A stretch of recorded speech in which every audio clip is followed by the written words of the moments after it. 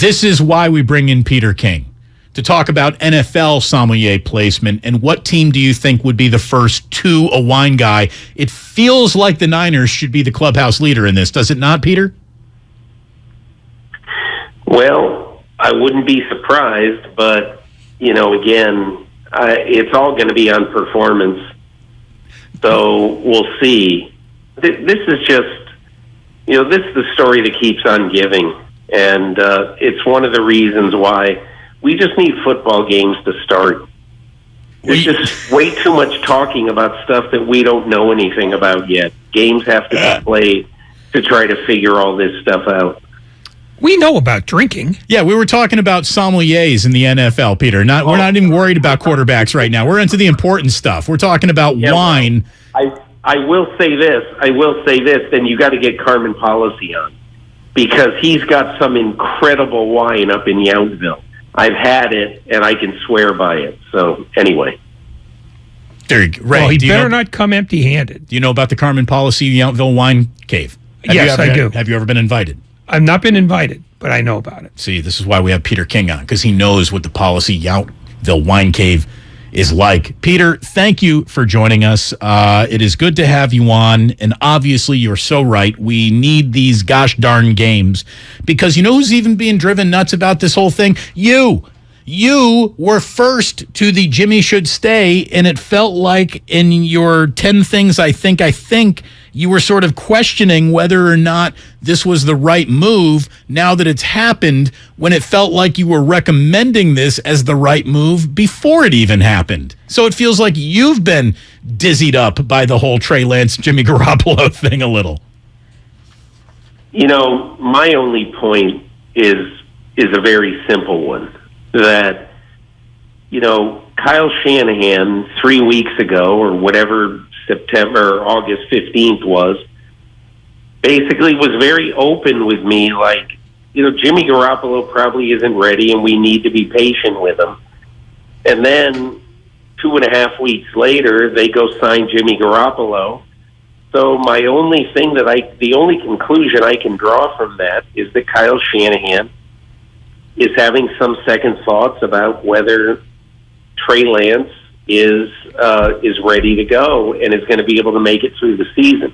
But couldn't these, and I'm not trying to be argumentative with you here, Peter, but couldn't these second thoughts be about his QB2 position and be made independent of Trey Lance's status as, Of course they could, but do you think if Trey Lance had a great spring and great summer, that a week before the start of the season, the 49ers then would have said, oh, hang on a minute, we're going to pay Jimmy $6 million a year to be a backup because we just want to make sure that we have, starter insurance. It's entirely possible that happened.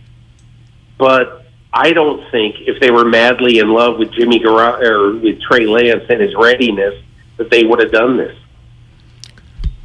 You mentioned that as a potential scenario among a bunch of different scenarios for other quarterback situations. Do you get a sense that maybe the position is not being held as high in esteem in terms of this job is yours for the year as it used to be? If you're not an established guy, are you more likely or less likely to become part of a sort of if you don't do very well, we'll pull you now? Or is this just a circumstance of 1 year where there are a lot of teams with uncertain quarterback situations? Hey, Ray, if the San Francisco 49ers felt about Trey Lance entering year 2 the way that the Bengals felt about Joe Burrow entering year 2, do you think that Zach Taylor and Duke Tobin and the Bengals brain trust would be saying, oh my God, we've got to backstop this guy with somebody who's really significant because he got hurt last year? And so we need to make absolutely sure that we have a guy who can play in case our guy can't. No, the Bengals didn't do that. And the reason they didn't do that is because they had total, absolute confidence in Joe Burrow. if the 49ers had total absolute confidence in Trey Lance, they wouldn't have done this. It's easy. I think it's easy to see. I'm not even knocking the 49ers for doing this. I'm simply saying that doing this comes at a price. And that price is the mental approach and the stability and the development of Trey Lance. And I don't care what anybody says. Trey Lance, if he has a bad game, if he has, God forbid, 2 bad games, is going to leave the stadium after his second bad game and say, is that it for me? Are they giving the job to Garoppolo? And that is the danger in all this. But it's also, listen, it's also the opportunism, because the 49ers feel, I totally understand why they did this, but it comes with a price. No, I understand that, and I'm not disputing anything you're suggesting as a possible scenario. I just noticed that there are a bunch of teams in a situation like this. Is it an unusual number of teams to be in that situation, or is the notion of the you're my quarterback from week 1 to week 18 less secure than it used to be? I think it's every team is different. You know, I mean, the 49ers are unique because the 49ers are not the New York Jets. Did the New York Jets know that Zach Wilson is going to be their quarterback all the way through the season, through December? They probably are pretty sure that he will be, because they want to make a decision on Zach Wilson this year, okay? But the 49ers are different. The 49ers got to the Final Four last year. They think that their team is an absolute solid rock. Every team is different. I don't think you can compare apples to oranges here. I think that the 49ers really find themselves in a unique situation, and I don't envy the decision-making that they have to do on the quarterback situation. To return, Peter, to your point about Joe Burrow, you know, nobody expected Joe Burrow to have the year that he had until he had it. The 49ers come with a whole different bucket of expectations that go all the way up to go and play in and try to win a Super Bowl. So to me, for them to then pivot back to an insurance policy that, hey, 3 weeks before we sold it to you, didn't even really exist because nobody thought Jimmy was coming back. Like, to me, you can't remove the timeline from the conversation. And the timeline was, it's real simple. If we let Jimmy go, we're going to pay him $7 million. If we keep him, we got to pay him $6 million. Like, why don't we just keep him? Because we do have such lofty plans.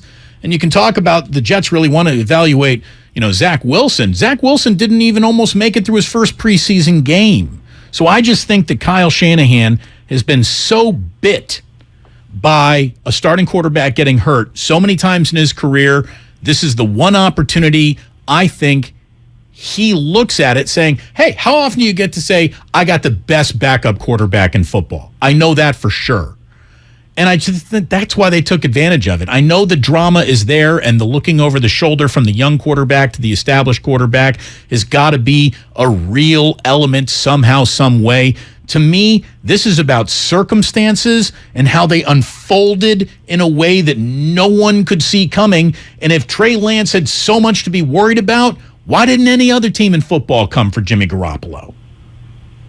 The biggest question, and not disagreeing with a single word you said, the biggest question I have is that if Jimmy Garoppolo was sitting out there and Trey Lance had a great spring and summer and he had a great training camp and he looked like Justin Herbert or Joe Burrow, would Kyle Shanahan and John Lynch have done the same thing?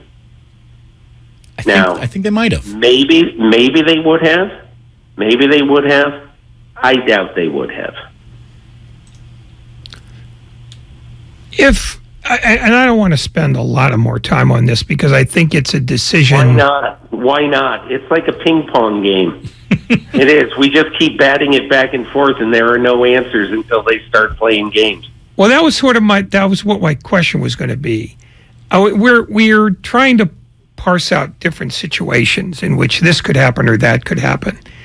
In reality, isn't this a decision that ultimately makes itself? Because the 49ers are a very linear organization, and that one guy is going to make the call with as little or as much input as he wants, but it's still going to be his.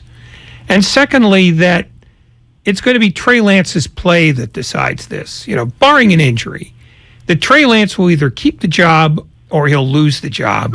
And the only guy who's going to have any input on that ultimately is going to be Kyle Shanahan, because he's the only guy who really has, input on any decision because he's the guy who runs the place. All of that is true. It's going to be Shanahan's decision. It's not going to be John Lynch's decision. It'll be Kyle's. And, the only thing I think that I would say about the whole decision-making process is it's a little bit different decision if you have Jimmy Garoppolo as your alternative, as if you have the alternatives you had at the cut-down time. And so that's why, to me, having Nate Sudfeld put in the game, you might be a little bit more patient with Trey Lance than if you have Jimmy Garoppolo. That's the only thing I would say about that. Peter King here on 95.7 The Game, and we do have football on Thursday night, and then week one reveals itself on Sunday. We can't wait for it to get here. I was reading your column today, and we're all in the, like you said, ping pong business. We're just throwing ideas against the wall to see that would stick. None of these predictions should really count or matter. However, I couldn't help but notice that it was a 5 years in a row here now, Peter. You have picked the Super Bowl winner, and this year you have picked Buffalo. Tell us why. Well, it's 3 years in a row. 4 years ago, I picked New England and the Rams to get to the Super Bowl, but I actually picked the Rams to win it on this week before the season. So I picked 3 winners in a row. I picked Buffalo this year because I just think Buffalo is the deepest team with the fewest questions. And to me, as I wrote in my column, I just remember sitting, 7 months ago in the press box in Orchard Park and watching the Buffalo Bills play as close to a perfect game as you can. They never punted. They never kicked a field goal. On an ungodly, ridiculous weather day, 5-degree wind chill with a brutal wind going across the field. This team, the Buffalo Bills and Josh Allen, played the game like it was 68 degrees in September 15th, a beautiful windless day in Orchard Park. And they did it against the greatest coach of this era. So I watched that, and I thought they were a cinch to win the Super Bowl after that night. And they weren't. 8 days later, they were out. These things happen in sports, and anything can happen this year. It's going to be a weird year. It always is. But in my opinion, as we sit here now, the Buffalo Bills are 10% better than any team in football. And what does that mean 3 months from now? Maybe nothing. Last year, I loved the Ravens coming into the year. And the Ravens, almost before you knew it, had both running backs, their left tackle, both corners, and their quarterback out, with injuries. So they're a shell of themselves at that point. So that's why you never really know. But all things being equal, you can't predict injuries. I think the Bills are the best team by a good margin. All right, let me ask the concomitant stupid question. What's the thing you are most sure of going into this season?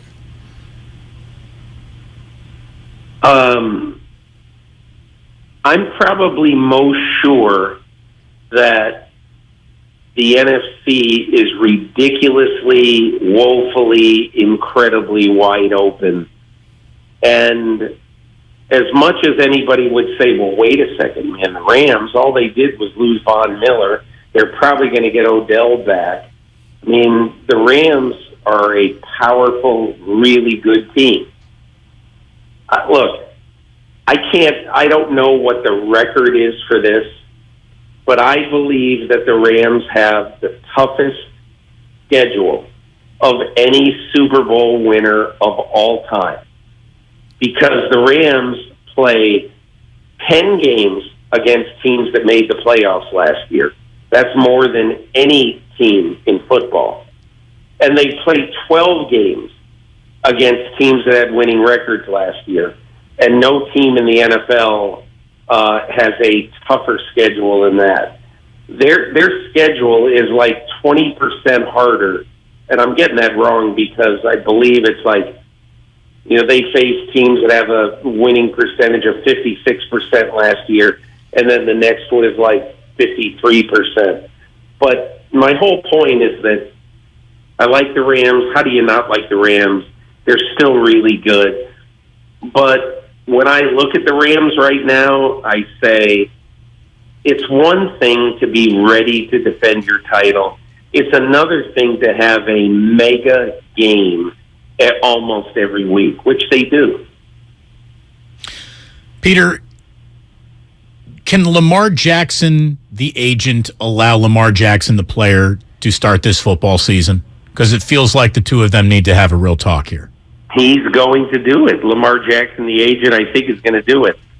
I'm going to tell you my gut feeling on how this has gone. It's just a gut feeling, okay?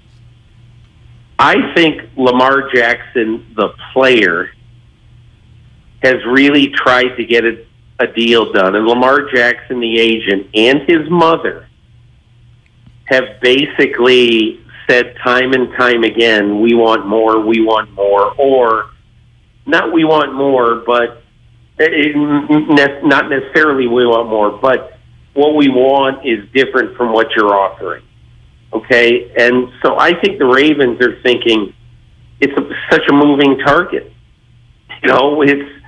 That's why you need to have an agent do these things. Is he asking for a 100% guaranteed deal? Is that the sticking point? I don't know the answer to that. I don't know. But he's not going to get that. So, to me, I think it's one of those things that if he is asking that, I'm pretty sure that Eric DeCosta, the general manager of the Ravens, in his meetings with Lamar, just said, Lamar, listen, it's not, that's never going to happen. So if you want that, and look, what the Ravens are thinking is, here's a guy who takes as much abuse as any quarterback of his era. And we're not saying that an Alex Smith injury can happen again or anything like that, but we're just not going to do that. There have been 5 mega quarterback contracts signed this year. One of them has been totally guaranteed. 4 of them have not. In fact, as I wrote my column this week, the 4 contracts capped by Russell Wilson last week have a total fully guaranteed average of 47%.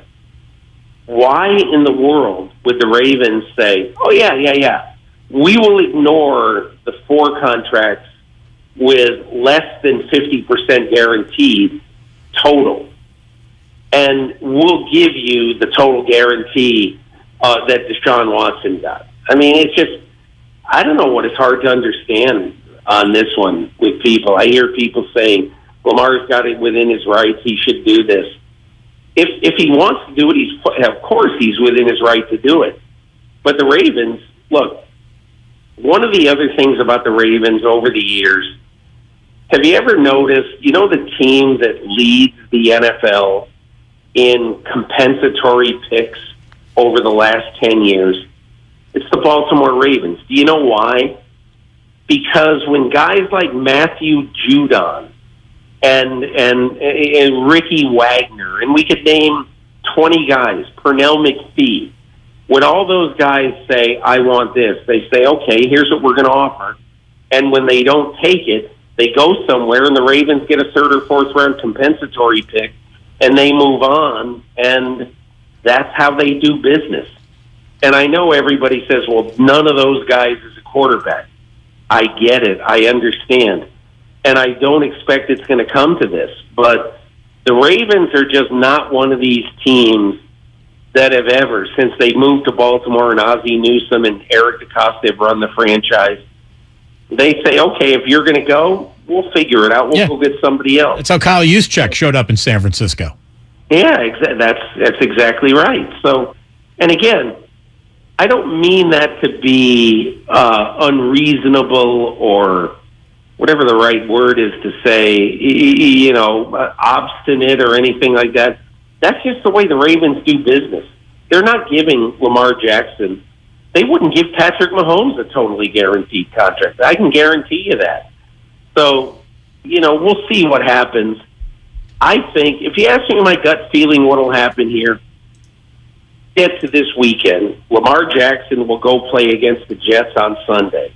And everybody will say, well, that's the end of it. But I will not be surprised if on November 28th, on a nothing day, the Ravens and Lamar Jackson go to the rostrum in Baltimore and say, we're happy to inform you we've just agreed to a 7-year, $89 billion contract to keep Lamar here for the future. I mean, in my opinion, I think if a deal gets done, there's a good chance it'll be a surprise. You said that the other four quarterback contracts came with about 47% guaranteed money deal. Is there any team in the NFL that would do a fully guaranteed contract for a quarterback other than the one that just did one? Well, let's look at the quarterbacks we have coming forward in the near future, because I doubt it, Ray. I doubt it. But the next two, so the next three are Lamar Jackson, Joe Burrow, and Justin Herbert.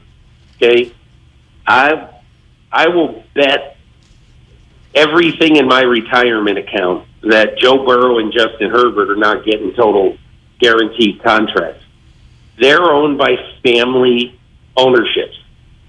Mike Brown and the Brown family and Dean Spanos and the Spanos family, they're not going to say, oh, yeah, we've got $270 million in the couch cushions that we can put away, and we can, because what happens, for those who don't know, if you give a quarterback a guaranteed contract, the funding of these contracts, it's very complicated. But in essence, if you give a guy a $275 million guaranteed contract, about 75 to 80% of that money has to be put immediately in escrow by the owners who do that. And I'm just saying that Mike Brown and Dean Spanos don't have $230, $240 million to do that. And they're not going to do it.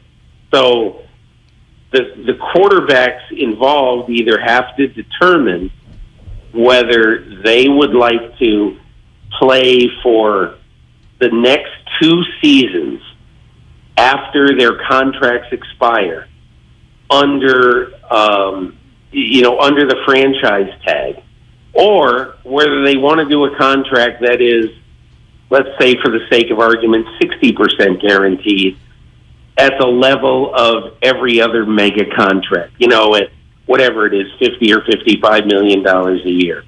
That's what those guys are going to have to decide, I think. Peter, I want to wrap up with the Raiders, only because they used to be ours. They no longer are, obviously, down in Las Vegas. But I think that they are going to be fascinating this year. The Niners already lead the league in interesting. The Raiders could lead the league in fascinating at some point in time during the year, because I actually think there's a world, a universe, where they can be a markedly better football team than they were last year and still miss the playoffs. I agree totally. But you know what is so interesting about the Raiders? They, I asked Justin Herbert at training camp. I said, in the first 5 days of the season, you play 1/3 of your division schedule. You play the Raiders at home, and you are at Kansas City in what is the Kansas City home opener, and it'll be crazy there at Arrowhead. And both of those games are mega games. And every game in that division this year is going to be a gigantic game. Because, look, the Broncos have lost 13 games in a row to Kansas City. And who knows, maybe they'll lose 2 more in a row to Kansas City this year. But you have to figure that since Peyton Manning left, there hasn't been a quarterback who's going to be as competitive against a great team like Kansas City as Russell Wilson. So, and I think you could say the same thing about the Raiders. Every game the Raiders play in that division is going to be kind of a Texas death match. But I do think that Josh McDaniels, and also bringing in Devontae Adams, there will not be a game that the Raiders play in the AFC West this year. There won't be a single one where if they win, it'll be an upset, home or away. And, so to me, I think they're an explosive team. They're a fascinating team. I worry about the right side of their offensive line. It looks like they're going to be playing a couple of Teamsters out there. They're in trouble at a couple of places on their line, but otherwise, man, they could put up 35 every single game. What would be your level of stunned if the 49ers lose in Chicago week 1? I'd be very surprised because I just don't think that – I think that the offense of the Bears is really suspect. And look, it's one thing if the 49ers score in the single digits, that would be bad. But if the 49ers put up 17 or more, I think they're going to win the game. I think I agree with you on that one. Peter, thank you very much. Luckily, our long, nightmarish offseason is almost behind us, and we're doing this for real this weekend. Thank you. You know what we should do? You know what, really? What you guys should do is you should total up the amount of minutes this off season that you guys and I have talked about Jimmy Garoppolo and Trey Lance. I mean, it has to be 4 hours. Has to be. Easily. The amount of months. You should see Ray walking into the station excited to talk about this one topic yet again. Every day. I would pay you hard American currency to blow my brains out the next time. Enough. At least, I hope whatever happens in the game in Chicago on Sunday, that 1 week from today, we're talking about pick a name, Deebo Samuel, Eric Armstead, Fred Warner, I don't care, Elijah Mitchell, please, I beg you. Kyle Juszczyk, the Ravens should have never let him go. He had 4 touchdowns in Chicago. Thank you so much, Peter. Okay, guys, take care. Appreciate it. Peter King, you're on 95.7 The Game.